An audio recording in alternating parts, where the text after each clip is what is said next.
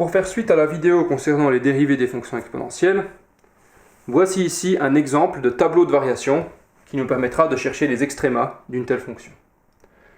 Pour l'exemple, nous utilisons la fonction f de x est égale à x carré moins 3 fois e puissance x.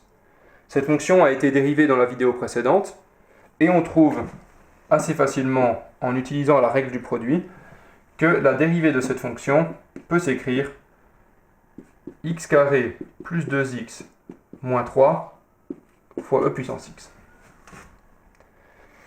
Quand on veut faire un tableau de variation, la première chose qui nous intéresse, c'est les zéros de la dérivée.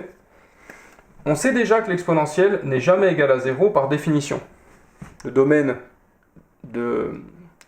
d'arrivée, l'ensemble d'arrivée, est r étoile plus, et donc il n'y a pas de valeur négative ni 0 pour l'exponentielle.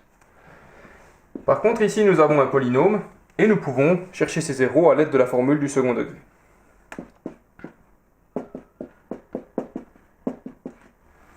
Ici, on calcule le discriminant, et on trouve assez facilement que le discriminant vaut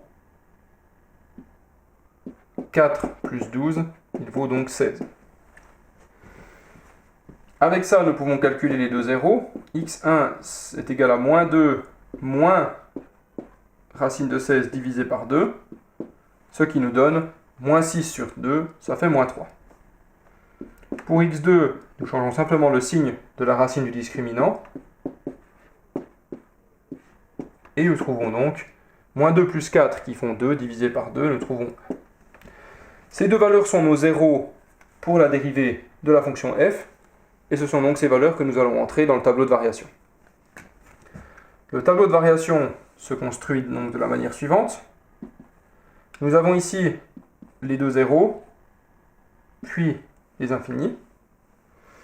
Ici, nous avons le premier terme du produit qui est un polynôme, ensuite l'exponentielle, ce qui nous permet de calculer le signe global de la dérivée.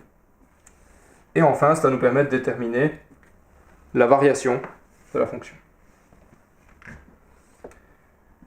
Ces deux zéros sont les zéros du polynôme, qu'on retrouve donc comme zéro de la dérivée.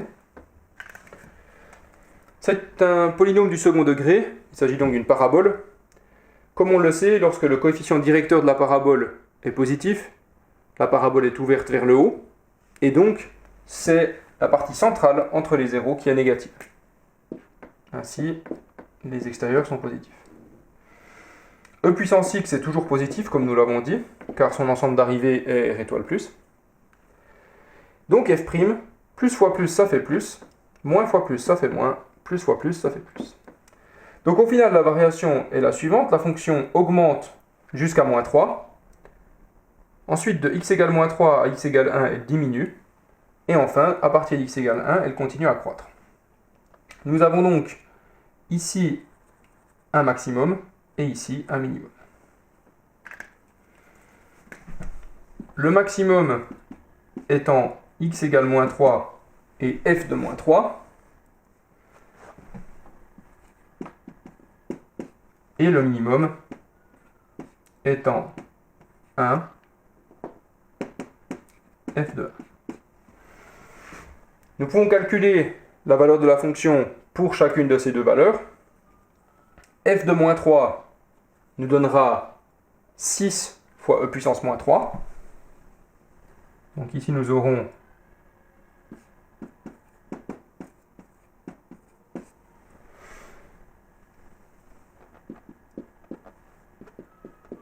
et ici nous aurons un minimum en 1 et f de 1.